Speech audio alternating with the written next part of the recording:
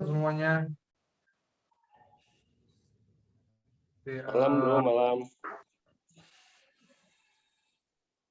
Roland bantu tolong di mute ya, yang teman-teman yang ini ya, yang belum ke mute nanti. Oke, ketemu lagi di LB series malam ini tentang wanita pejuang desa. Jadi malam ini kita mau ngobrol sama Ida dan Kezia seputar apa sih yang mereka kerjakan, apa sih yang mereka pergumulkan, dan kira-kira hal menarik apa yang bisa kita petik, yang bisa kita dengar, yang bisa kita pelajari dari apa yang Ida dan Kezia kerjakan. Oke, selamat malam Ida dan Kezia. Selamat malam Bang Reno. Oke, udah makan ya? Ya. Sehat ya? Oke. Sehat. Sebentar. Roland bisa dibantu nggak aku supaya, kan aku pakai HP nih, bisa dibantu nggak supaya Ida dan Kezia itu ada di top, biar di pin supaya aku bisa lihat mereka. Udah bro, udah. Oke, sip. Thank you. Oke, jadi coba perkenalkan diri dulu Ida, Kezia. Ida ini siapa sih? Kezia ini siapa sih? Mungkin ada teman-teman yang belum kenal, ada yang belum tahu, boleh diperkenalkan. Boleh memperkenalkan diri? Siapa dulu Bang? Bebas. Mau sweet? Kak Ida aja, Kak Ida. Ya udah Ida dulu. Oke. Selamat malam semuanya. Perkenalkan, nama saya Frida Marpaung, biasa dipanggil Ida. Mungkin itu aja ya perkenalannya, Bang Reno. Apa lagi ya? Usia? Oh, oke. Usianya 30 tahun. 20 tahun ya. Iya. Nanti kita akan mengenal Ida lebih dalam lagi, siapa Ida. Iya. Kezia, silakan Kezia. Oke, selamat malam semuanya. Malam. Perkenalkan, nama saya Kezia Jesi Paruntu, biasanya dipanggil Kezia atau Jesi. Saya usianya masih 18. Sekarang masih belajar di Untan Pontianak. Itu aja ya, Bang. Oke. Makasih Kezia, makasih Ida. Jadi untuk teman-teman yang setia mengikuti LB series, ini pasti agak bingung ya, pertama kali kita dapat narasumber dua sekaligus. Aku pun sebenarnya awalnya agak bingung gitu. Jadi sebenarnya antara Kezia dan Ida ini saling berhubungan. Ada keterkaitan gitu ya. Boleh nggak diceritain dulu supaya teman-teman ini bisa tahu awalnya Kezia dan Ida ketemu itu gimana? Siapa yang mau cerita? Dibuka aja dua-duanya mic-nya biar suaranya bisa. Oke, Kezia dulu. Oke, Kezia dulu deh. Ya. Oke, Kezia dulu ya, Kak. Oke, jadi pertama kali kenal Kak Ida itu kurang lebih 2 atau 3 tahun lalu, itu dari retreat ketika Kezia masih kelas 11. Kita ketemunya saat retreat, waktu itu tim Love Borneo jadi pembicara di retreat kita, jadi Kezia ketemu Kak Ida di sana dan kenal Kak Ida. Sejak itu jadi dekat sama Kak Ida, dan Kak Ida berhasil menginspirasi Kezia sih, gitu Bang. Sweet.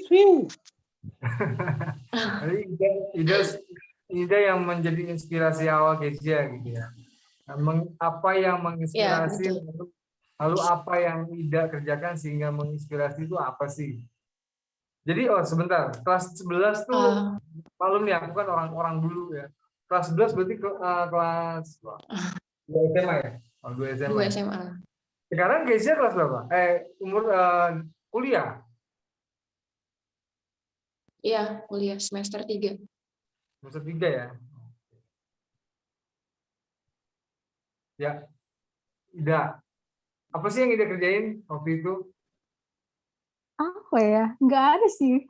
Sehingga bisa menginspirasi Kezia itu apa? Karena memang kan waktu itu kan aku bareng Kak Yani di kelompoknya Kezia waktu itu.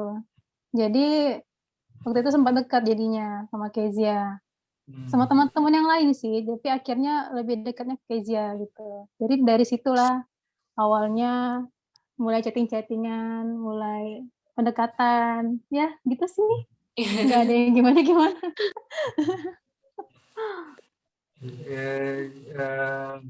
Oke, kita mau tahu nih dari Kezia dulu deh. Jadi yang menginspirasi Kezia itu apa? Maksudnya apa sih yang Kezia lihat di dalam diri Kaida sehingga Kezia mau tergugah untuk melakukan sesuatu, dan sesuatu itu apa? Diceritain ke kita supaya kita nggak bingung. Kita masih ngeraba-raba nih semua. Oh iya Bang. Oke, jadi pertama yang lebih dahulu Kezia lihat pasti kepribadian Kak Ida ya. Jadi dari sikap Kak Ida itu wanita yang lemah lembut, terus perhatian banget. Jadi pada awalnya Kezia melihat karakter Kak Ida dulu. Nah, kemudian Kak Ida jadi narasumber juga waktu kita retreat, dan kayak dia bercerita tentang apa sih yang dia lakukan dan apa yang dia kerjakan, dan itu menginspirasi Kezia. Ternyata Kak Ida itu memang layak diteladani karena dia melakukan sesuatu untuk orang lain, itu dari apa yang Kak Ida udah sharing waktu itu, dan itu semakin membuat Kezia terinspirasi lagi sama Kak Ida. Begitu Bang. Nanti ditraktir makan ya Kezia ya. Ya, siap Kak. Ditunggu Kak. Oke. Jadi yang masih tanda tanya dari tadi, masih melakukan sesuatu, dan sesuatu itu apa? Yang Ida lakukan itu apa?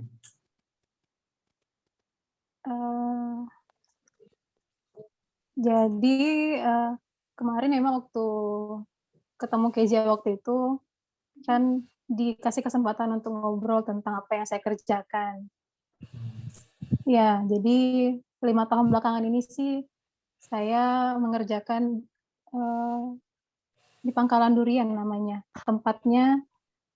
Tempat saya pertama kali menemukan apa ya, sesuatu yang berharga di hidup saya. Waktu itu 5 tahun yang lalu sih. Pertama kali dibawa sama teman saya di sini juga tadi ya, namanya Freddy. Waktu itu saya datang ke satu pedalaman yang saya nggak pernah berekspektasi tentang pedalaman ya sebelumnya, bahkan nggak pernah naik motor jauh keluar kota gitu kan, nggak suka anak-anak juga, tapi tiba-tiba ada kecintaan tersendiri untuk kampung itu, untuk anak-anak di situ sih. Jadi banyak cerita tentang pengalaman di sana aja sih gitu Bang Rino. Berarti kecintaan terhadap anak-anak di kampung ya. Iya. Berarti Ida melakukan sesuatu yang berkaitan dengan pendidikan anak. Iya betul. Berarti yang itu, hal itu yang kemudian menggugah Ida sehingga Ida mau melakukan sesuatu yang seperti yang Ida lakukan gitu ya, betul ya? Iya. Nah,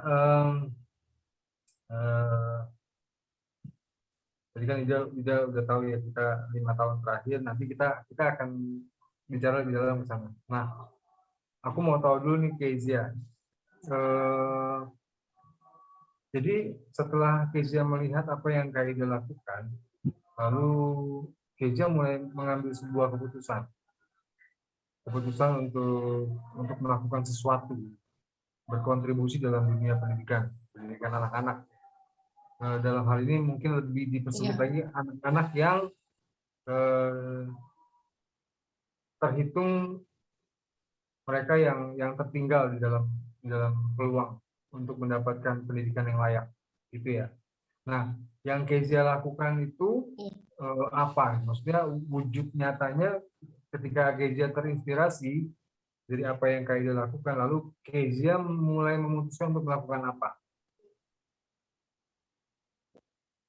Oke, jadi awalnya ketika terinspirasi dari Kak Ida dan orang-orang hebat lainnya, waktu itu Kezia belum terpikir untuk apa yang bisa saya buat ya, gitu. Itu tahun berapa ya? Tapi Waktu ketemu Kaida itu tahun berapa ya?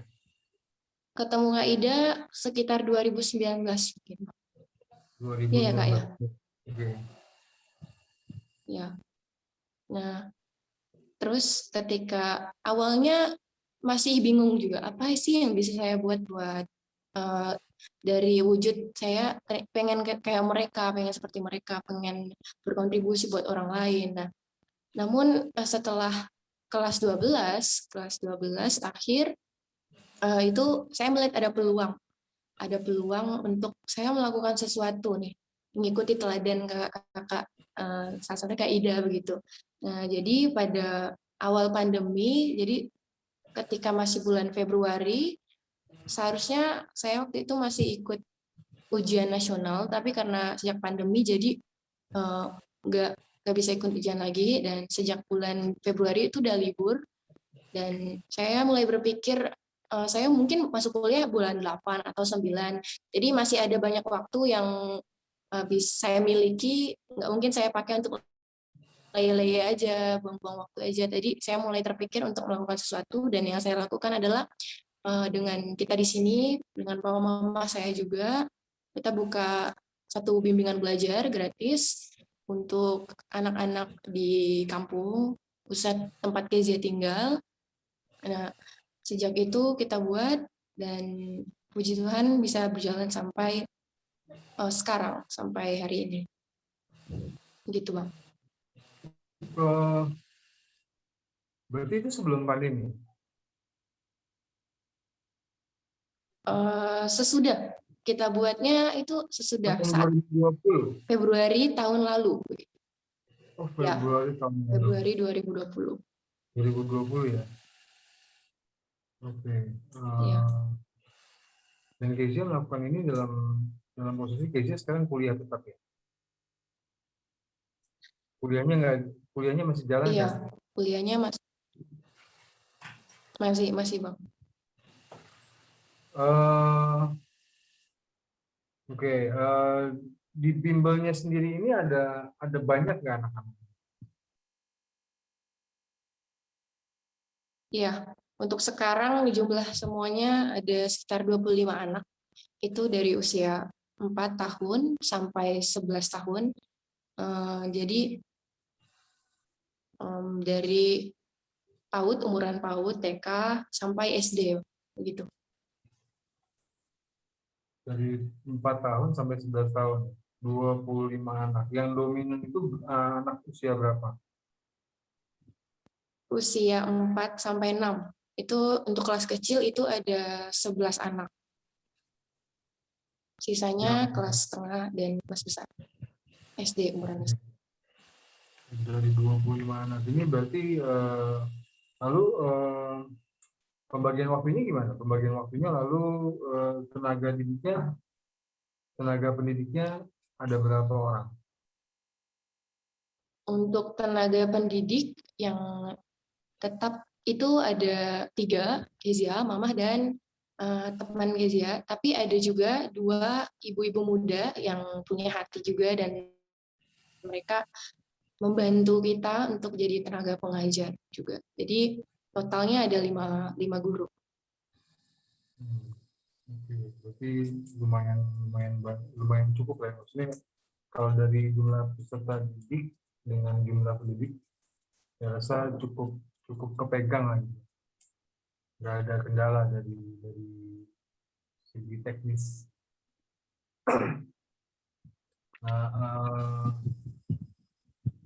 Nah, kalau dari Ida nih, Ida yang adik-adik di Pangkalan Durian itu ada banyak. Iya, Bang Reno. Cukup lumayan sih, lumayan. Lumayan banyak ya. Ya, biasa sih kalau datang semua mau 40 anak. Kenapa? Kalau lengkap semua sih bisa 40 anak, Bang. 40 anak. Iya, Banyak ya. iya, lumayan. 40 anak. Dan itu kategori umurnya Dominannya sih PAUD, Bang. Tapi ada juga yang udah SMP sih sekarang. banyak. Yang SMP banyak. Udah tinggal sedikit sih. Lebih banyak PAUD sih. Kalau SD? SD ada beberapa. Nah, lalu Ida di sana sendirian kan? Biasa sama teman-teman juga, tapi juga kadang sendirian. Jadi memang kalau di Pangkalan Durian kan tidak ada yang menetap ya. Untuk guru-gurunya yang bimbel. Jadi biasa silih berganti juga sih. Tapi yang tetap saya sih. Sorry, Ida, aku ke distract tadi sama chat. Gak apa-apa, Bang. Jadi aduh, kacau.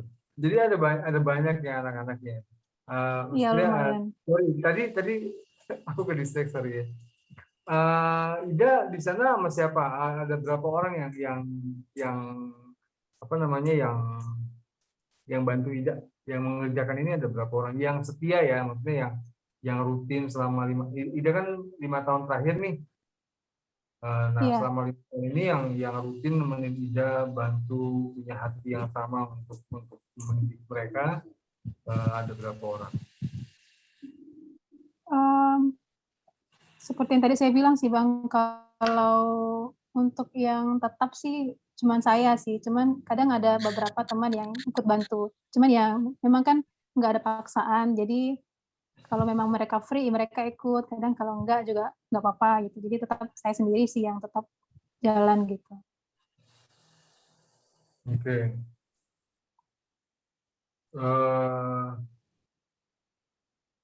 Waktunya setiap hari apa? Ini Pangkalan Durian jauh kan? Dari Pontianak berapa Iya, jam? kalau Pangkalan Durian itu sekitar 3 jaman. 3 jaman sih kalau nggak hujan. Karena kalau hujan itu jalannya cukup sulit, Bang. Jadi biasa lebih, kalau PP 6 jam dari Oke. Pontianak. Oke. Untuk 6 jam waktunya PP ya. biasa setiap Sabtu sih, Bang. Setiap Sabtu bimbelnya. Oke. Sebelum kita lanjut, jadi teman-teman boleh nanya ya, boleh melemparkan pertanyaan ke Ida, ke Kezia di kolom chat. Lalu boleh juga Reza nanti boleh ngobrol langsung kalau memang mau bertanya langsung ke mereka, boleh dipersilakan.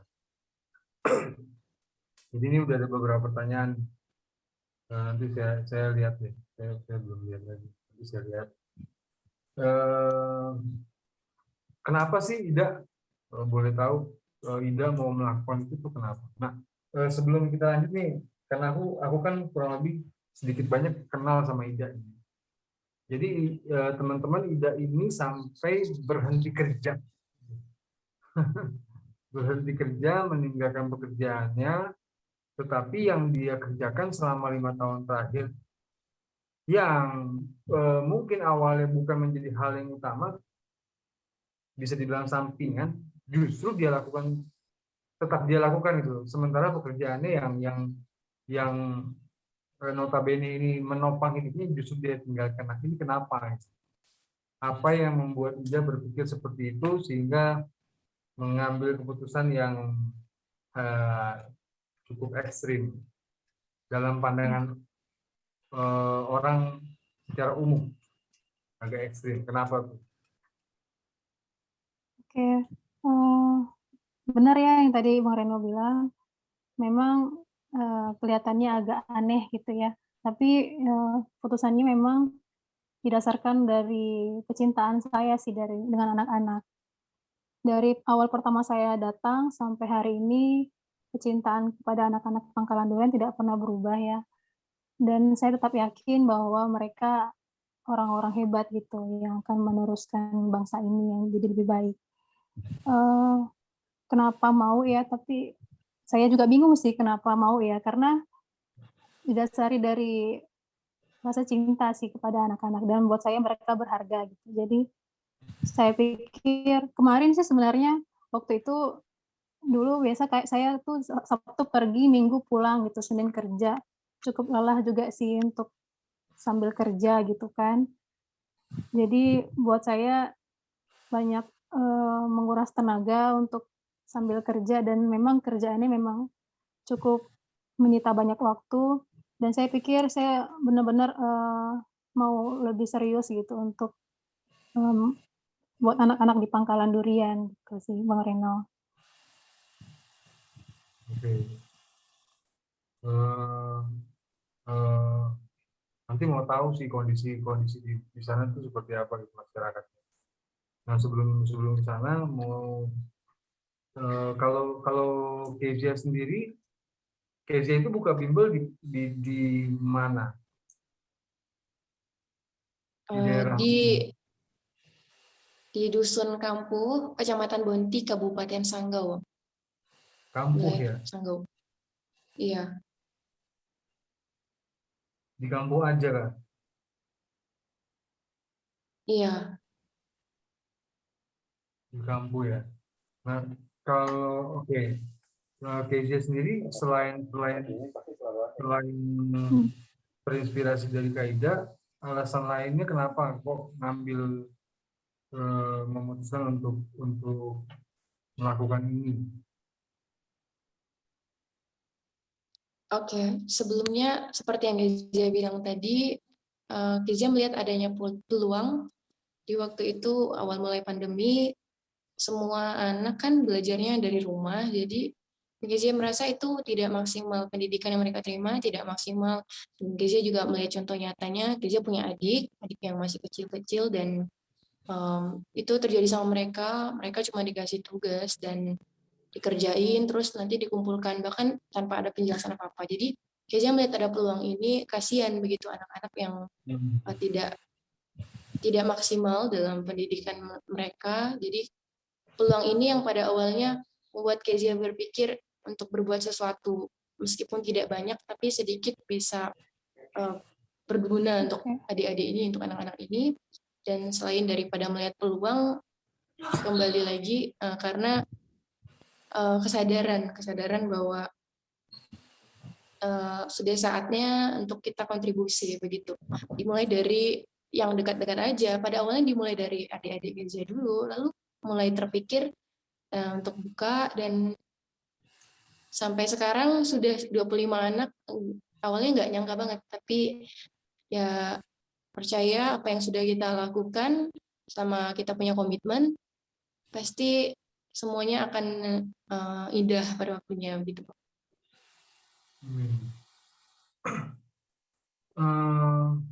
Berarti awalnya gara-gara pandemi ya, gara-gara pandemi juga terinspirasi dari Kaida, lalu ada pandemi, Kezia melihat ada masalah di dalam pola asuh anak-anak di situasi pandemi ini, lalu Kezia memutuskan untuk ambil bagian. Kalau sebelum pandemi gimana? Apakah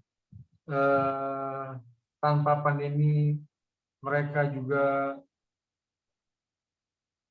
cukup cukup kritis untuk diperhatikan di pendidikannya? Kezia dulu.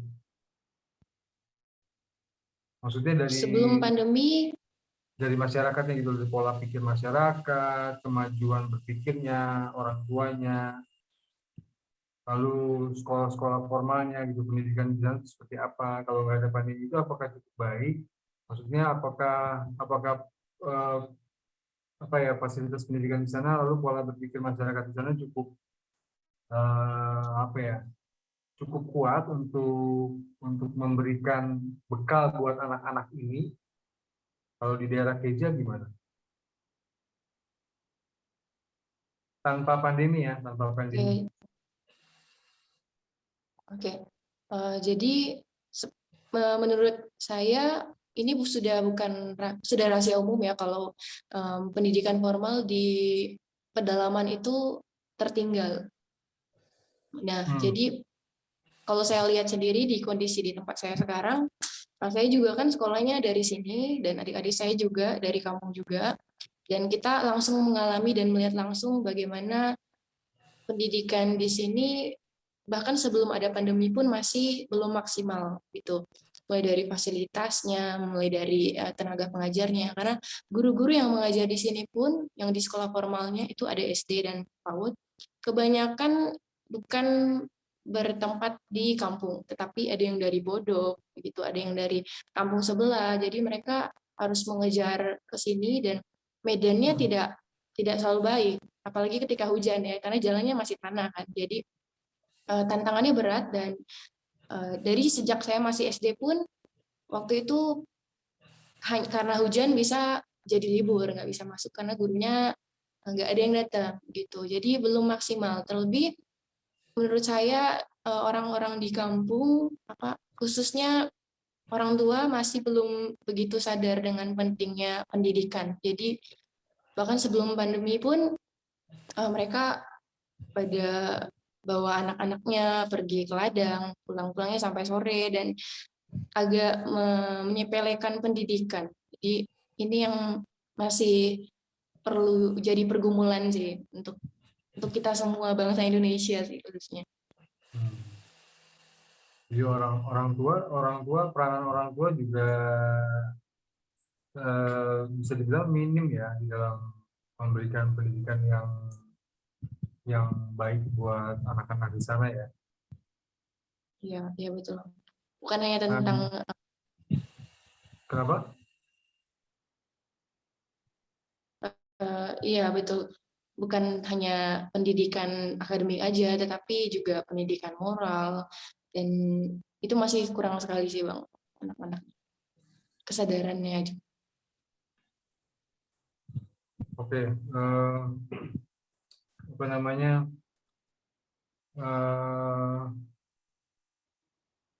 Kalau Ida gimana di Pangkalan Durian?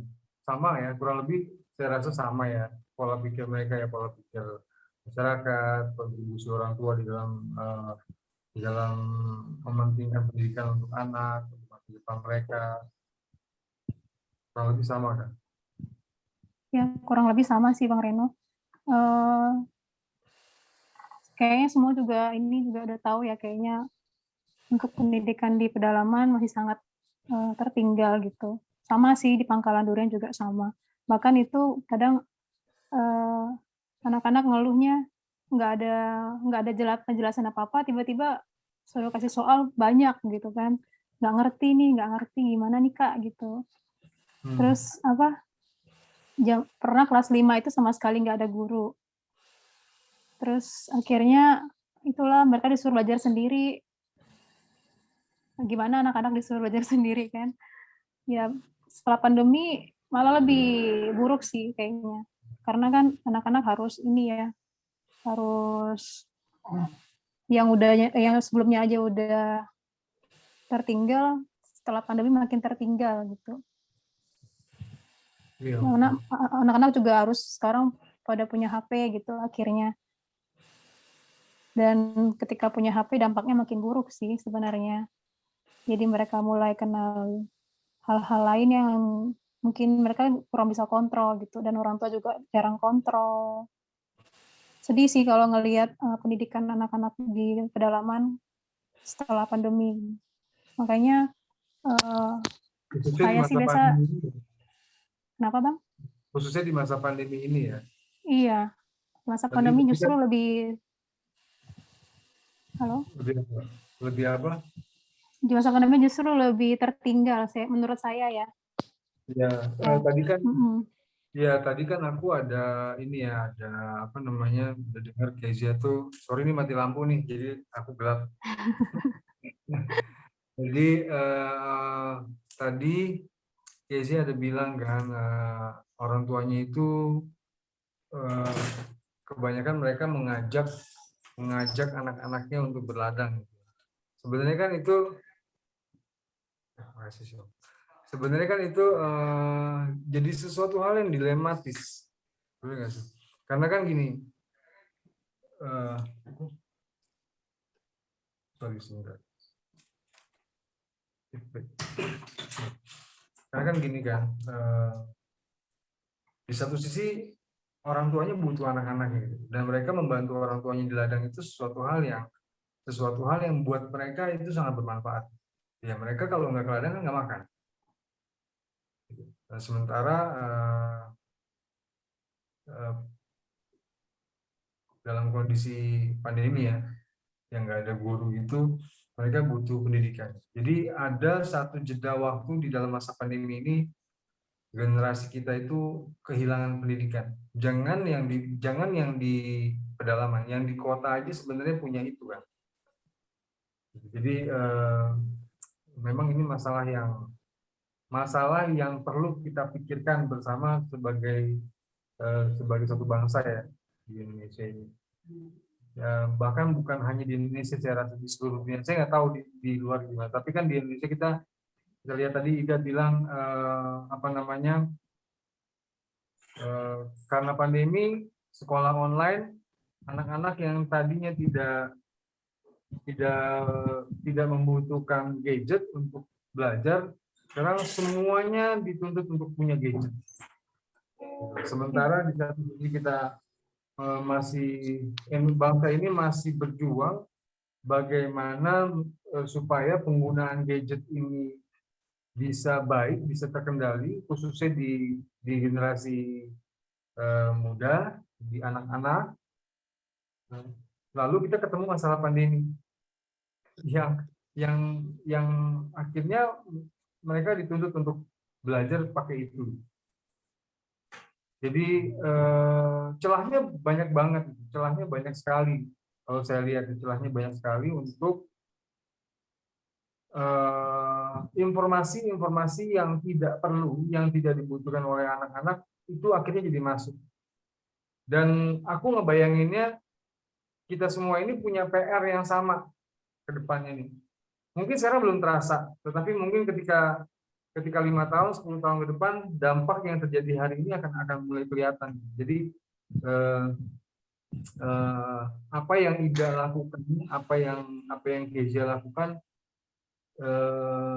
saya rasa itu cukup perlu untuk kita apresiasi dan semoga bisa menggugah hati banyak teman-teman untuk mau berkontribusi di dalam pendidikan. Ya mungkin nggak harus ke pedalaman, mungkin lihat di sekitar gitu, adiknya yang belajar, yang sekolah, mungkin kita acu tak acu, akhirnya sekarang dengan adanya masalah ini kita bisa melihat bahwa kita ini sedang menghadapi masalah yang krusial di pendidikan. Nah, ini udah ada banyak pertanyaan nih. Saya mau langsung aja ya ke pertanyaan teman-teman ya. Sebentar. Oke, Kezia pelayanan di mana tadi udah pelayanan mengajar di mana udah dijawab ya. IG-nya udah. Nah, ini ada pertanyaan dari Joel. Dari Bang Joel nih, pertanyaannya ke Ida dan Kezia. Selama melakukan kegiatan ini, hal apa yang menurut Ida atau Kezia yang perlu diperbaiki supaya kedepannya bisa lebih maksimal dengan adanya sesuatu yang dikerjakan oleh Ida, dikerjakan oleh Kezia, lalu kira-kira ada hambatan apa sih, lalu bagaimana memodifikasi situasi itu supaya kedepannya bisa lebih baik? Siapa dulu nih, Kezia atau Ida?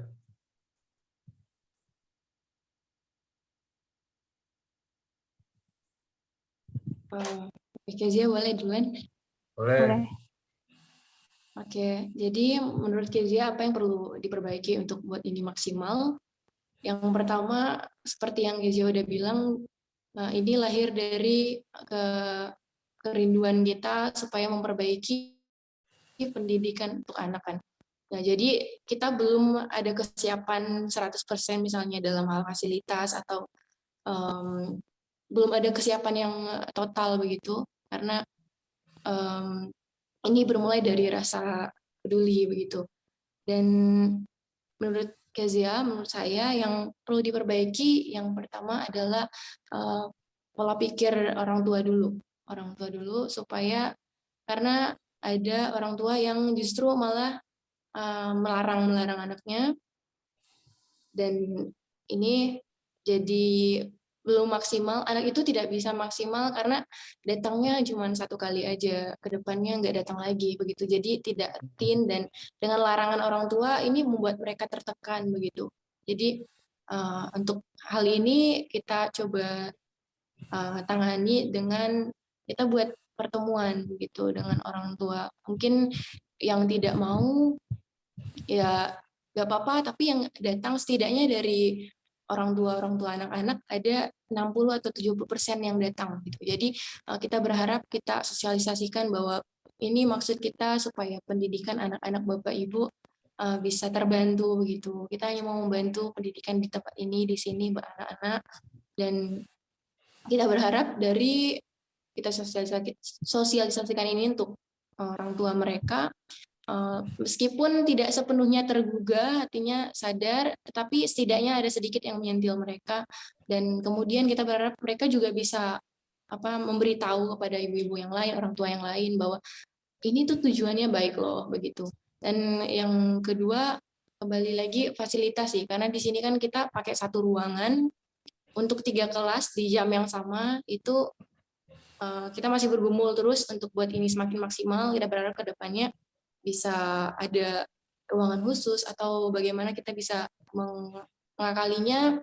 Untuk sementara kita masih ini bergumul untuk ke depannya supaya semakin maksimal lagi. Salah satunya dalam hal fasilitas sih Bang. Jadi ruangannya kita pakai 1 ruangan kan untuk 3 kelas. Jadi gimana Bang? Salah satunya tadi apa, fasilitas ya? Iya, fasilitas dan pola pikir orang tua yang kadang masih melarang-larang ya begitu. Dan menghasut yang lain juga kadang. Menghasut orang tua lain. Iya. Maksudnya menghasut orang tua lain, Pak. Jadi dia anak-anaknya sih. Jadi kita dengar cerita juga dari anak-anak ketika mereka datang lagi ngumpul rame-rame kan jalannya serta, terus dilarang satu ibu, ngapain sih kalian begini-begini, mending kalian ikut ke begitu sih, lebih ke anaknya sih. Jadi ini juga jadi masalah yang harus kita perbaiki untuk bisa semakin maksimal. Oke. Kalau Ida? Kalau saya di Pangkalan Durian sih bersyukur sih karena orang tuanya banyak yang mendukung juga sih. Cuman beberapa kali anak-anaknya ada juga sih yang seperti itu, yang orang tuanya lebih suruh anaknya ikut ke sawah, ikut ke ladang gitu. Cuman sejauh ini sih masih terus ramai sih anak-anaknya.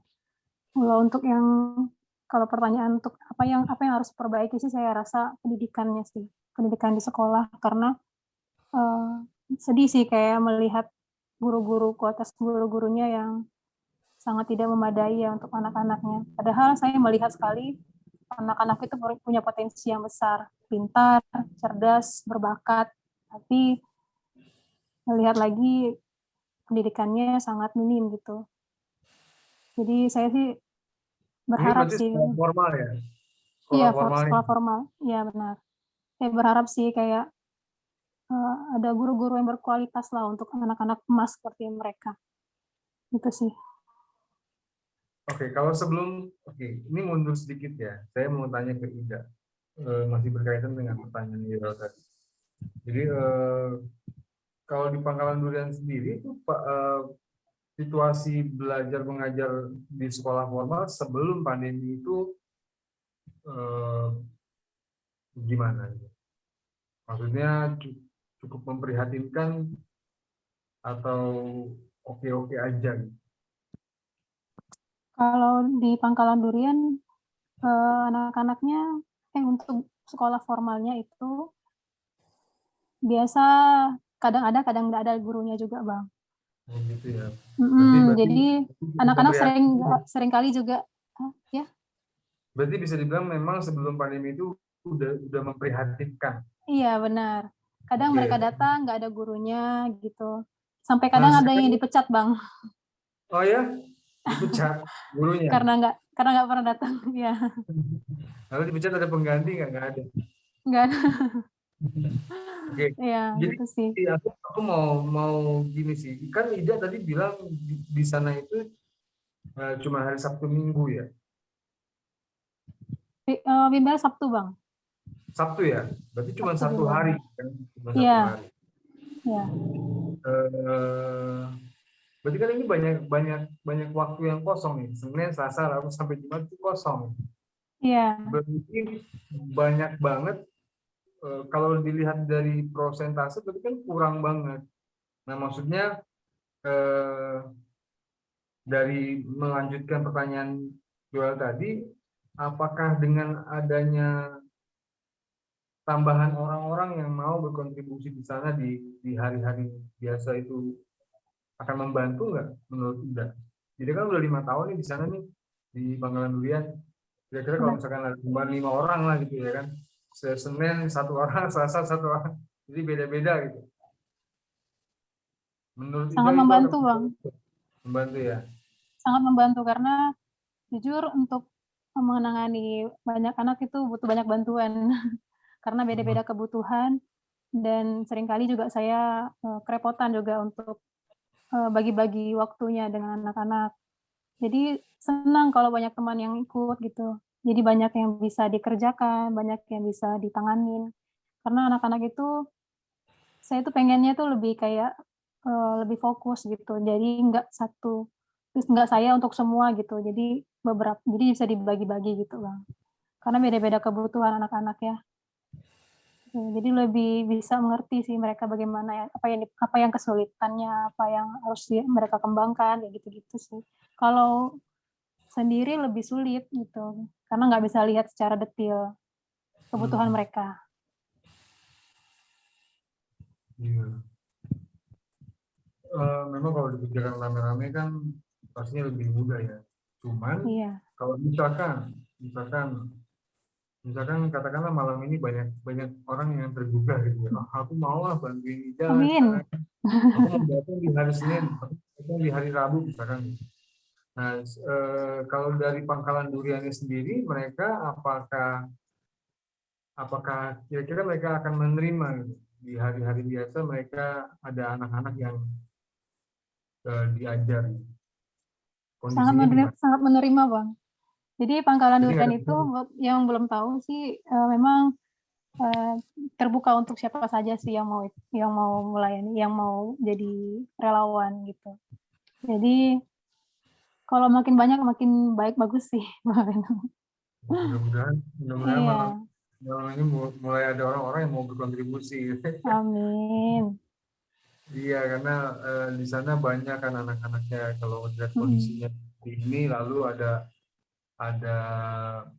dengan adanya pandemi kan yang tadi kita udah bilang bahwa ada satu lini waktu yang hilang di dalam generasi kita. Mungkin kalau misalkan kita mau buktikan ada teman-teman yang mau berkontribusi di Pangkalan Durian lalu mengubah generasi, eh, akhirnya Pangkalan Durian ini bisa menjadi contoh gitu buat generasi Indonesia. Ini kan bukan sesuatu hal yang muluk-muluk ya kalau menurut saya gitu. Maksudnya ini sebenarnya ini sesuatu hal yang bisa kita kerjakan kalau misalkan memang kita punya, eh, kita mau gitu loh, kita mau melakukan sesuatu untuk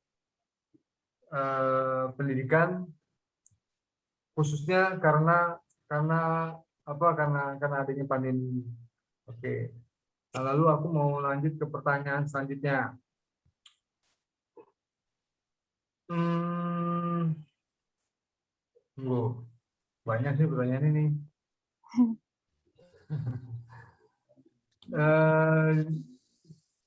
JH, dari JH ke Ida dan Kezia. Kak Ida dan Kak Kezia, selama melayani di pedalaman apa tantangan terberat yang kalian hadapi dan bagaimana cara menghadapinya? Tantangan terberat selama mengajar di pedalaman, lalu bagaimana cara menghadapinya?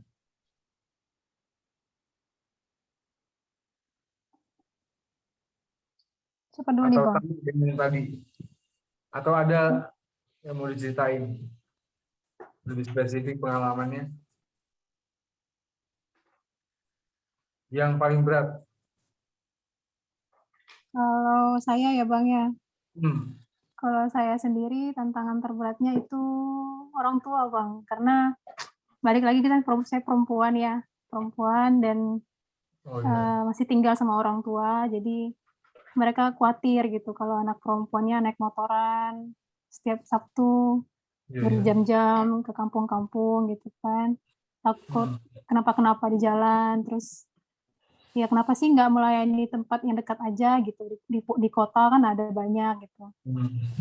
Ya itu sih tantangan terberatnya, jadi terus kasih pengertian, penjelasan sama mereka, meskipun sampai saat ini juga masih belum terlalu support, tapi saya berusaha menunjukkan kesungguhan sih, kesungguhan, keseriusan, supaya mereka pun melihat bahwa yang saya kerjakan ini sesuatu yang baik gitu.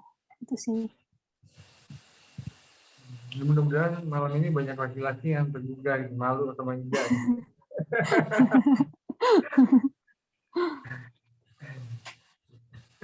Ngomong laki-laki, dan aku termasuk laki-laki gitu kan. Kalau Kezia gimana? Yang terberat tuh apa?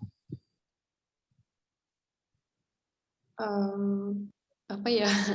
Mungkin kalau Kezia, kalau sekarang kan karena udah masuk kuliah lagi, kuliahnya juga online dari rumah, jadi kalau untuk Kezia pribadi itu waktu juga sih, kadang tabrakan karena kan kita bimbelnya hari Kamis, Jumat, Sabtu sore, dan kadang jadwal kuliah ada yang tabrakan dengan jam itu, tapi ya kan masih ada guru yang lain ya. Nah, ada mama juga, ada teman juga yang bantu. Nah, mungkin ada satu kelas nanti akan kurang, tapi bisa ditangani dengan bagi-bagi waktu ya. Satu guru langsung ngajar 2 kelas. Mungkin yang pertama jelasin dulu, atau yang sana langsung kasih tugas beda dengan kelas yang lain. Nah, terus yang kedua mungkin ke mengajar anak-anak ya. Mengajar anak-anak itu ternyata tidak segampang yang sempat dia pikirkan, karena anak-anak kan ketika kita sama anak-anak kita juga sepertinya harus berlaku seperti anak-anak juga begitu. Jadi kita harus lebih ke mengerti anak-anak sih karakternya, dan ini salah satu tantangan sih, dan terus coba untuk bisa semakin maksimal sama anak-anak, bisa sabar juga, bisa jadi teladan juga untuk mereka, dan bisa jadi guru sekaligus kakak yang baik sih untuk mereka gitu sih. Itu kayaknya tantangan umum di pendidikan anak ya. Orang yang awalnya nggak pernah bersinggungan dengan anak, ketika dia harus berhadapan dengan ketika dia terlibat di dalam pendidikan anak, aku yakin dia akan terlatih dan kayak apa potensi-potensi terdalam yang tidak pernah keluar akan muncul.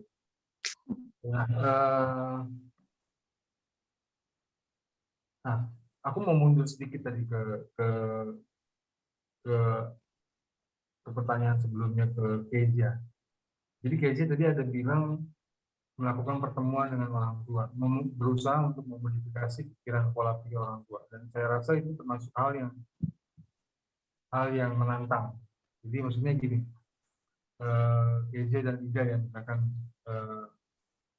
kan tergolong muda ya, tergolong muda. Mungkin orang tua di sana yang punya anak itu usianya jauh lebih tua, dan untuk masuk ke dalam pikiran mereka yang sudah membudaya cukup lama pasti akan lebih sulit. Sementara memang kan penting ya untuk mengubah pikiran orang tua. Nah, kalau menurut Keja atau menurut Ida, kira-kira bagaimana sih caranya untuk bisa mengubah pola pikir orang tua ini? Mungkin nggak kita lakukan dalam waktu yang dekat. Maksudnya, karena aku melihatnya itu hal yang sulit. Mungkin akan lebih mudah kalau kita ambil yang SMP, kita Ida dan Geja tetap mengisi mereka sampai mereka tumbuh dewasa menjadi anak yang masuk jenjang SMA, lalu mereka bisa menjadi orang-orang yang akhirnya punya pola pikir yang baru di masyarakat itu, mungkin lebih. Nah, kalau mengubah pola pikir orang tua itu kira-kira bagaimana? Dari pengalaman Kezia deh, kan Kezia udah melakukan pertemuan dengan orang tuanya. Dari pengalaman Kezia, mereka itu maukah mendengar Kezia atau gimana? Oke, jadi seperti yang Bang Nino bilang, untuk mengubahnya secara langsung tentu tidak mudah ya, karena ini paradigma yang udah tertanam di pikiran orang tua, di kurangnya kesadaran pendidikan. Tapi dari yang sudah kita coba, kita usahakan dengan buat pertemuan orang tua, meskipun tidak 100% hadir semua orang tua dari anak-anak, tetapi yang hadir mungkin pada pertemuan pertama itu hanya masuk saja ke apa yang kita ucapkan, kita coba kasih tahu mereka tentang, kita sosialisasikan begitu. Mungkin pada awalnya hanya lewat aja di pikirannya atau hanya sekedar didengar tapi tidak begitu direnungkan dan dilakukan. Namun semakin lama kita fokusnya ke anak dan ada perubahan dalam diri anak, dalam anak yang kemudian ini yang membuat orang tua mereka sedikit demi sedikit terenyuh gitu, artinya bahwa oh ada perubahan nih dalam diri anak saya. Ada beberapa orang tua yang bercerita juga langsung sama kita bahwa dia melihat ada perubahan yang lebih baik dalam diri anaknya, bukan hanya tentang akademiknya aja, karena kita bukan fokus ke akademik saja, tetapi kita mau ajarkan mereka tentang moralnya, spiritualnya juga, dan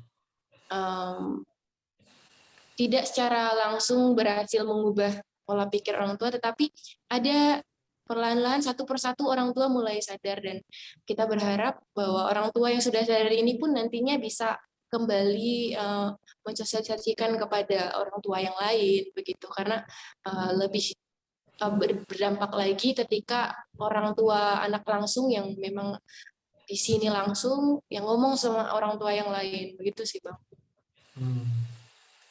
Okay. Ya ini ada aku lanjut ke pertanyaan dari teman-teman ya. Jadi ini ada pertanyaan dari Freddy. Jadi Devian, kira-kira menurut Kezia dan Kaida apa sih goal, harapan berarti ya, harapan dari tindakan kegiatan yang sekarang kalian lakukan? Goalnya itu nanti apa itu? Harapan terbesarnya itu apa? Jadi ada dua pertanyaan. Itu pertanyaan pertama, pertanyaan kedua. Pertanyaan pertama dulu deh, supaya nggak bingung. Ida atau Kezia?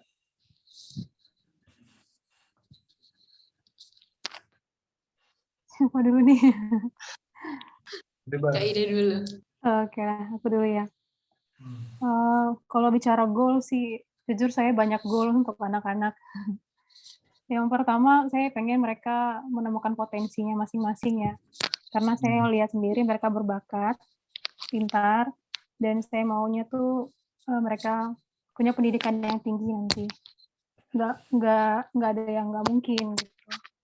Jadi saya selalu tanamkan ke mereka bahwa mereka anak-anak hebat gitu. Mereka akan jadi orang-orang hebat yang akan membangun bangsa. Jadi saya berharap tuh mereka juga punya pendidikan yang tinggi, nggak hanya sampai SMP, SMA, dan di kampung kebanyakan nggak sampai apa ya, kalau anak-anak perempuannya biasanya ujung-ujung nikah aja sih gitu. Jadi ibu gitu. Iya, nikah muda, yang laki-laki mungkin hanya bersawah, beladang, atau ya biasalah pekerjaan-pekerjaan yang di kampung ya. Saya nggak mau gitu, maksudnya saya nggak mau potensi yang besar itu tidak dikembangkan gitu. Nggak harus jadi orang yang berhasil banget sih, cuman saya maunya mereka setidaknya punya pendidikan yang layak gitu. pendidikan yang tinggi gitu. Itu sih goal saya sih, Bang Reno. Dan juga saya maunya mereka kayak punya karakter yang baik gitu. Karena anak-anak, jujur aja dulu waktu saya pertama kali ke sana, mereka sangat pemalu, Bang. Tapi belakangan mereka udah nggak pernah malu-malu lagi sih, makanya udah sangat berani sih. Itu sih kayak perjalanan panjang sih untuk mengubah paradigma, mengubah mindset, mengubah karakter mereka. Bukan mengubah sih, mereka karakternya sudah baik sih, cuman mempertahankan karakter yang baik itu sih. Ketika nanti, ini kan sudah pada punya HP nih, udah cukup ini juga sih, cukup kepengaruh juga sih dengan budaya-budaya di luar, kayak yang di kayak game, TikTok, dan sebagainya. Ini sudah mulai, sudah mulai agak sedikit liar gitu ya anak-anak. Dan saya nggak mau sih kayak karakter yang baik itu jadi seperti berbaur dengan yang nggak baik gitu. Itu sih rentan sih soalnya mereka. Rentan karena nggak pernah ketemu dunia luar, tiba-tiba punya gadget, tiba-tiba ketemu internet dan mereka bisa akses apa aja gitu. Karena kan guru-gurunya juga nggak menjelaskan materi, jadi mereka hanya berpatokan pada Google. Dan saya tahu Google itu banyak iklan-iklannya kalau mau cari materi pelajaran juga. Itu sih maksudnya berharapnya mereka tetap jadi orang-orang yang punya karakter yang baik gitu sih. Mungkin Bang Ren. Mereka banyak teralihkan ya ketika mereka mengakses informasi, mereka banyak teralihkan dengan informasi yang nggak penting tadi. Iya. Tapi sebenarnya kan gini, sebelum aku lanjut ke Geja ya, sebenarnya kan gini kan, maksudnya mental mereka ketika mereka mau menjadi sama dengan orang-orang lain di kota, kayak misalkan mereka mulai ikut tren TikTok, mulai lihat konten-konten YouTube, mulai mulai mengidolakan orang-orang yang apa istilahnya selebgram atau ya itu kan sebenarnya mental yang maksudnya punya potensi mental yang ingin sama seperti orang lain di kota atau di seluruh dunia pada umumnya. Nah, tapi yang seperti Ida bilang tadi, yang mungkin perlu kita pikirkan bersama-sama, kenapa kok mereka kebanyakan ini sebenarnya kasusnya sama dengan yang yang kemarin kita bahas. Jadi yang perempuan itu kenapa mereka nggak mau sama di dalam pendidikan? Mereka lebih memilih paling ya kebanyakan mungkin SMP sudah puas. Mereka nggak mau lanjut ke SMA atau SMA sudah puas. Mereka nggak mau lanjut ke kuliah dan mereka menikah. Akhirnya kehidupan mereka berhenti di sana. Dan pendidikan itu akhirnya terhenti. Mereka nggak bisa melanjutkan mimpi mereka, tidak bisa melanjutkan mimpi masyarakat di sana untuk menjadi masyarakat yang setara dengan masyarakat di kota, kan kayak gitu kan. Dan itu cukup memprihatinkan sih. Mungkin kalau fasilitas pendidikan di desa itu memang tidak mumpuni, mungkin perlu kerjasama dengan teman-teman yang ada di kota. Jadi kalau aku melihatnya sih kontribusi teman-teman yang kalau misalkan memang tidak mau terjun ke sana, mungkin boleh kerjasama dengan teman-teman yang ada di sana untuk memfasilitasi mereka di kota gitu, supaya mereka bisa punya tempat ketika mereka sudah selesai SMA, mereka bisa katakanlah seperti asrama gitu, seperti asrama di kota yang membuat lingkungan pendidikan mereka beda, tidak sama seperti di tempat asal mereka. Itu sih kalau. Nah, kalau Kezia sendiri gimana? Apa? Kalau Kezia, harapan besar Kezia untuk dari terlaksananya bimbingan belajar yang kita buat di sini, yang pertama tentunya kita ingin anak-anak ini tidak berhenti belajar, gitu. Meskipun nanti setelah mereka udah, karena kita hanya sampai SD begitu, mereka lanjut ke SMP, jadi makin serius begitu. Jadi tidak pernah berhenti belajar dan mereka mencintai belajar begitu. Nah, selain itu kita juga berharap di kampung kita lahir generasi-generasi yang baik, yang jadi pemimpin, yang berhasil bukan hanya dari materi saja, tetapi karakter juga seperti yang Kak Ida bilang. Dan kerinduan kita, goals kedepannya, harapannya supaya orang-orang tua yang ada di kampung juga semakin terbuka pikirannya bahwa pendidikan itu penting dan bukan hanya para tenaga pendidik aja yang harus ambil bagian, tetapi dari mereka juga terlebih dahulu, karena pendidikan paling utama adalah dari keluarga kan. Jadi supaya ada kesadaran dari orang tua bahwa mereka juga harus didik anaknya, mungkin bukan hanya dari akademiknya saja, tapi bisa mulai mengajarkan nilai-nilai spiritual atau nilai moral buat mereka gitu. Itu sih Bang, harapan besar.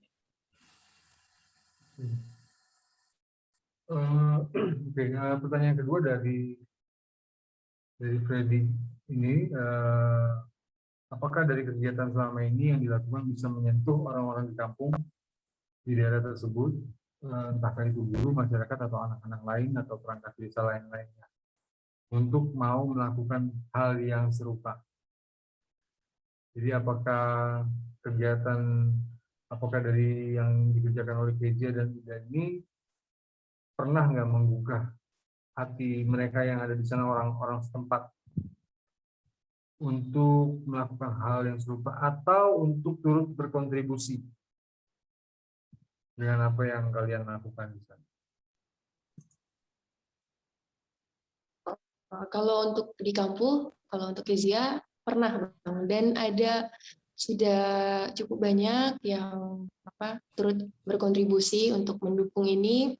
Mereka menunjukkan dukungannya bisa dengan tenaga mereka. Mereka datang juga beberapa kali untuk bantu mengajar, dan selain daripada itu mereka juga ada yang mulai berkorban untuk ada yang kasih papan tulis begitu, atau spidol, atau kursi, bangku begitu.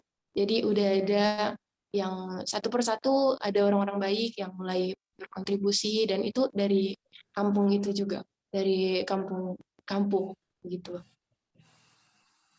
Ada ya berarti ya. Oke. Nah, kalau di Pangkalan Durian tidak? Kalau di Pangkalan Durian sih belum sih Bang. Berbeda ya. Iya, beda. Jadi memang gimana ya, mindset untuk orang di pedalaman itu cukup sulit sih untuk ditaklukkan. Karena buat saya selama ini memang mereka mensupport sih, tapi nggak secara langsung gitu. Tapi buat saya mereka mengizinkan anak-anaknya belajar sama saya itu juga ada salah satu support mereka sih. Tapi untuk yang menyentuh mereka sampai mereka berbuat sesuatu itu belum sih, belum ada. Mungkin nanti akan ada. Ya sepertinya memang ini kondisinya memang beda ya, karakter wilayahnya yang beda. Masyarakat di tempat kerja mungkin lebih sudah sedikit lebih maju pola pikirnya. Nah, oke. Saya mau lanjut ke pertanyaan selanjutnya. Ini pertanyaan dari Kak Kori. Dari Kak Kori ada pertanyaan, pada saat mengajar anak-anak, apakah materi belajarnya disamakan dengan yang ada di sekolah? Atau kalian ini memiliki program pembelajaran sendiri? Lalu, dan apakah pernah melakukan pertemuan dengan guru di sekolah untuk melakukan kerjasama dalam pembelajaran? Ini bagus sih pertanyaannya. Saya ulang ya untuk Ida dan Kezia. Pada saat mengajar anak-anak, apakah materi belajarnya sama dengan sekolah atau memiliki program pembelajaran sendiri? Lalu, apakah kalian pernah melakukan pertemuan dengan guru di sekolah untuk melakukan kerjasama dalam pembelajaran? Siapa dulu nih, Kezia atau Ida? Mungkin saya dulu, Bang. Oke. Kalau di Pangkalan Durian, anak-anak kan belum pernah sama sekali diajarin bahasa Inggris ya. Jadi waktu pertama kali, ada nih gurunya di sini, namanya Francisca Chandra. Oke. Ya. Waktu itu, kalau mereka dengar bahasa Inggris itu sesuatu yang sangat asing gitu, Bang Reno. Benar-benar asing, jadi kalau saya ikutin materi di sekolah sih agak sulit ya. Jadi memang mereka dari dasar sekali gitu untuk Jadi punya beberapa sendiri. materi pelajaran. Punya materi sendiri. Jadi biasa kalau di Pangkalan Durian untuk PAUD-nya biasa baca tulis hitung, kalau untuk anak-anak yang sudah besar bahasa Inggris, komputer, dan matematika.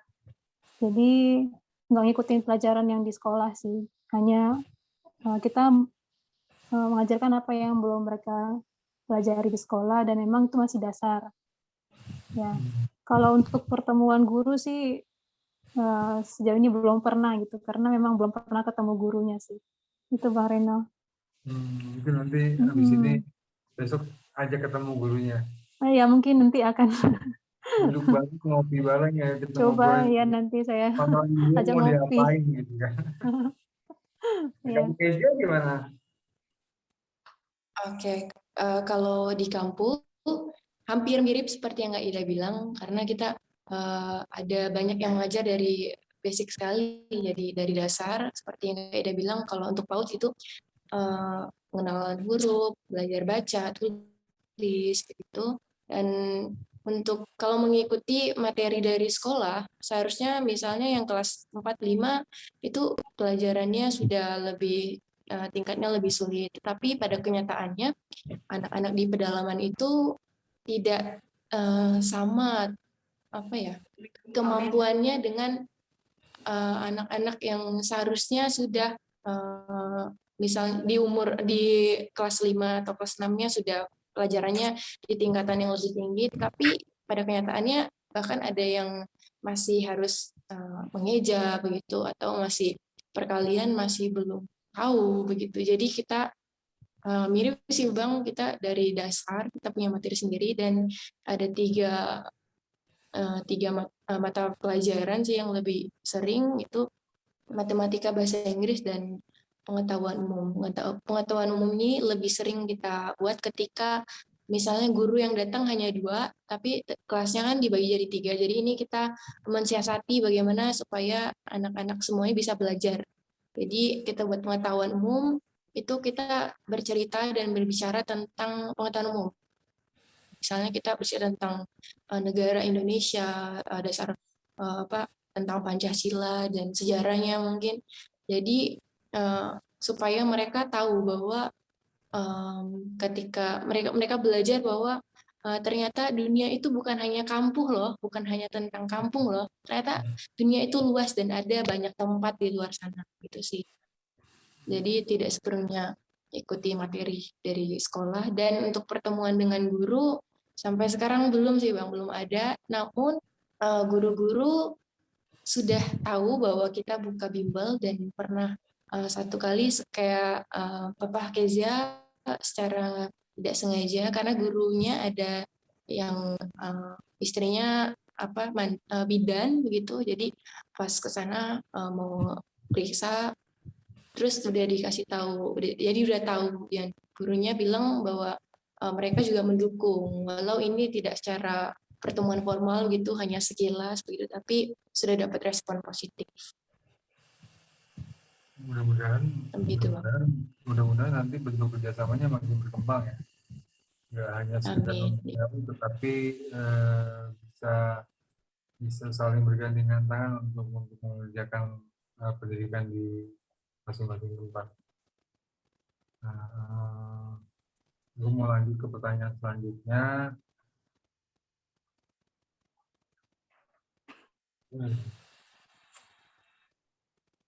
Ini pertanyaan dari Aulia. Pengen nanya sama Kak Ida. Jumlah anak-anak yang dikasih bimbingan kan cukup banyak ya Kak. Bagaimana strategi dari Kak Ida membimbing anak-anak yang minat, bakat, atau bahkan kebutuhannya yang berbeda-beda di bidang akademik dengan waktu dan tenaga pengajar yang terbatas. Kaidah. Ya, ya biasa sih kalau saya tidak sendiri bersama teman, biasa bagi tugas ya, ada yang ngajarin untuk PAUD, saya ngajarin yang untuk besar. Jadi bagi-bagi tugas. Tapi kalau sendiri biasanya saya bagi waktu. Jadi anak-anak yang kecil saya buat agak awal. Setelah itu baru untuk anak-anak yang besar gitu. Memang agak kesulitan karena biasanya kebutuhannya beda-beda gitu. Cuma sampai hari ini masih bisa ditangani gitu. Lalu ada juga anak-anak yang tidak di bidang akademis, tapi di bidang seni atau yang lain. Biasa saya buat agak berbeda gitu.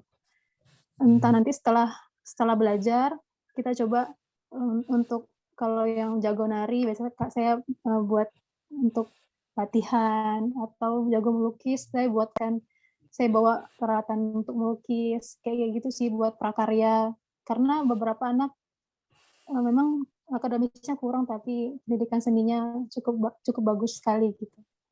Terus sih. Iya, memang kalau dari tadi kita dengar kan yang dihadapi oleh Kaijo ini lumayan berat ya di Pangkalan Durian. Makanya 5 tahun dia sampai ninggalin kerjaannya gitu. Jadi supaya lebih fokus pasti kan. Dan mudah-mudahan nanti teman-teman, karena kita jelas melihat Pangkalan Durian ini nggak bisa cuma dikerjain 1 orang atau 2 orang.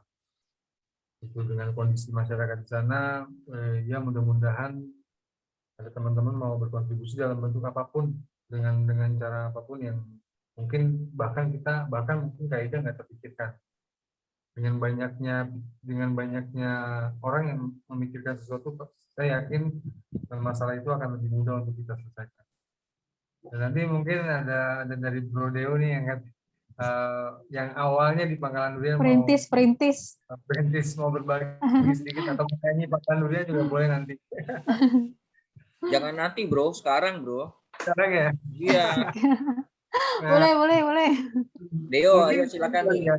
Yang awal. Iya, boleh sharing sedikit, Bro Deo. Iya. Di Pangkalan Durian. Dan dulu Bro Deo tuh berapa lama di Pangkalan Durian ngerjain mereka? Ngerjain. Dari nggak ada rambut sampai ada rambut dia di sana. Silakan bro. Ya dulu nggak ada rambut, sekarang banyak rambut. Sekarang banyak durian lagi. Iya. Ya, silakan. Aku kurang lebih 3 tahun kalau nggak salah ya, ambil bagian juga di sana. Tapi itu semua karena ada Kayani sih yang kenalin. Dia alfa dan omega. Ya, tanya aja deh, tanya apa deh? Bingung mau bikin statement apa? Tanya aja. Bro, katanya dia mau nyanyi, langsung aja. Istirahat dulu kita. Ya, Deo mau nyanyi. Selingan dulu nih Pangkalan Durian nih mau denger. Oke. Jadi begini aku jelasin sedikit. Waktu itu karena terabaikan kampung itu, Kayani ajak saya. Habis itu ya kayak terbeban pengen ke situ. Ada beberapa teman juga akhirnya join. Dan sampai sekarang semakin luar biasa ada Ida. Kalau saya sih mungkin kebetulan ya. Kebetulan aja saya ada ambil bagian di situ. Dan akhirnya saya udah nggak di situ. Mungkin udah jalannya supaya teman-teman lain juga bisa belajar seperti itu sih. Berarti kalau udah jalannya enggak. Dan saya akhirnya belajar juga dari teman-teman yang lain gitu. Saling belajar intinya. Saling belajar.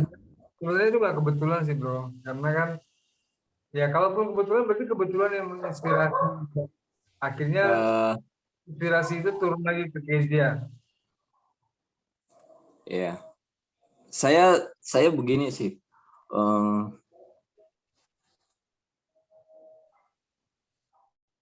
mungkin kebetulannya itu bisa di tanda kutip ya. Menangis ya, Eh, menangis aja bro. saya nggak mau terlalu muluk-muluk membicarakan diri saya, karena membicarakan diri saya itu bikin bosan sih. Tapi begini, sederhananya, saat teman-teman rendah hati, bukan berarti teman-teman tidak ambisius, begitu aja sih. Jadi kalau ada di titik tertentu, siapapun itu biasa aja, tetap rendah hati dan tetap ambisius, maksudnya mengerjakan sesuatu. Dan saya pikir ketika saya mengatakan statement kebetulan, ya saya pikir saya bukan siapa-siapa gitu, dan memang mungkin jalannya seperti itu gitu. Udahlah, nggak usah banyak ngomong lah saya. Saya nggak. Pangkalan durian. Dia Ayo main gitar. langsung nyanyi lah. Nyanyi aja. Ya, nyanyi. Kalau ngomong nggak jelas, bagus nyanyi aja. Muter-muter.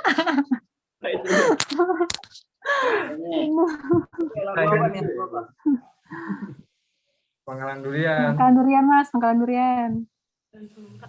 Kapan lagi dengar live Pangkalan durian?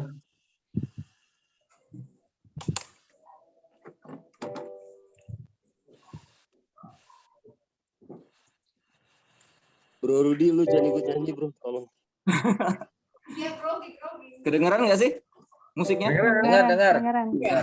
Bagus suaranya. Sudut desaku, Pangkalan durian. Tolong host, mute. Belum. Udah oke? Oke.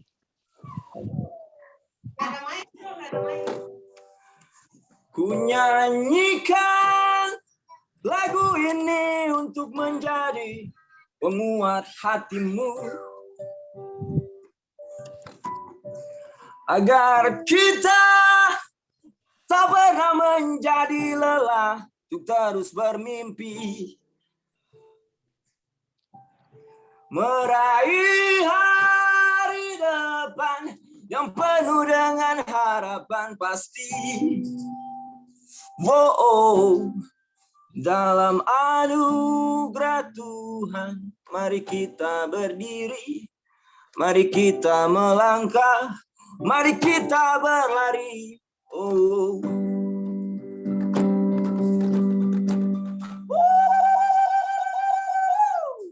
Sebuah cerita telah terukir di sini, di sudut desaku, di pangkalan durian, tentang sekumpulan orang hebat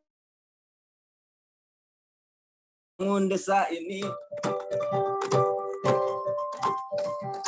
Ku melihat riang gembira di wajahmu, terbias lewat semangat yang selalu kau nyatakan, untuk terus berjuang demi mencerdaskan desa ini, untuk terus berubah menjadi manusia baru. Ku nyanyikan lagu ini untuk menjadi penguat hatimu, agar kita tak pernah menjadi lelah untuk terus bermimpi, meraih hari depan yang penuh dengan harapan pasti. Wow, dalam anugerah Tuhan, mari kita berdiri, mari kita melangkah, mari kita berlari. Wow. Oke. Keyboard error. Thank you. Keren. Sekarang menangis.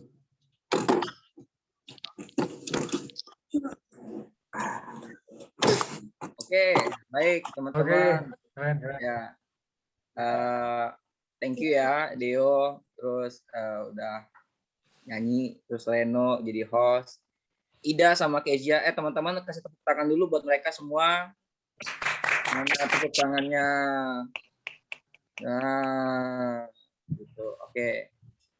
Baik, teman-teman ini yang baru bergabung ya, mungkin Reno boleh di-share dulu ya Reno. Biasa Reno sering ngomong, acara ini nggak gratis gitu ya. Bayarnya pakai buku cerita. Apa tuh bro? Di-share. Ya, jadi teman-teman LB itu rumah Love Borneo punya kegiatan rumah baca. Jadi teman-teman boleh memberikan bantuan atau memberikan buku cerita gitu ya. Nanti Reno akan share di kolom chat ya. Nanti boleh WA juga ke Reno kalau ingin ngasih buku gimana caranya. Ya, terima kasih buat teman-teman yang udah bergabung mendaftarkan diri ya. Ada banyak orang-orang baru yang bergabung dan ini juga kita hari ini kedatangan ini Bro Reno, ada Dr. Budi PhD ya. Mungkin beliau ingin menyampaikan sesuatu. Selamat malam Pak Dr. Budi Hartono. Mungkin signalnya kurang baik ya. Ya, jadi oke. Nah, itu silakan. Muncul. Silakan Pak Dokter Budi. Ya. Bagus. Terus maju semua. Nggak banyak yang harus diucapkan sama orang-orang hebat. Maju kemana, Pak? Ya, katanya Ida mau japri aja katanya. Kalau bertanya kan, ya semua. Oh iya Pak. Semua terus Baik. maju. Terharu dengar lagunya si gitar bolong Dio, mantap. Lanjut. Oke, Sempedaknya baik. ditunggu Pak. Sempedaknya ditunggu. Yes, Kamis. Satu Ya. mobil saya bawa Cempedak. Siap. Baik. Ya, jadi Oke, teman-teman udah jangan dikasih banyak ngomong nanti panjang dia. Oke, teman-teman melanjutkan apa yang tadi disampaikan Pak Rudi. Jadi Love Borneo LB ini Love Borneo. Jadi Love Borneo ini mengadakan LB series setiap hari Selasa. Temanya nanti akan berganti-ganti dan narasumbernya kita akan berganti-ganti. Mohon dukungan juga dari teman-teman karena kami sadar bahwa tanpa dukungan teman-teman LB series ini nggak akan ada. Lalu LB series ini sebenarnya nggak gratis, jadi mengharapkan ada komitmen dari teman-teman mau untuk memberikan sumbangsi dalam bentuk buku. Jadi kita nggak menerima bayaran, tetapi kita menerima buku. Tapi kalau misalkan bukunya mau kita beli, kita yang beli juga bisa. Nah mungkin begini kali ya, Bro Rudi dan Bro Naldo, saya mau minta izin nih dari beberapa kali kita LB series,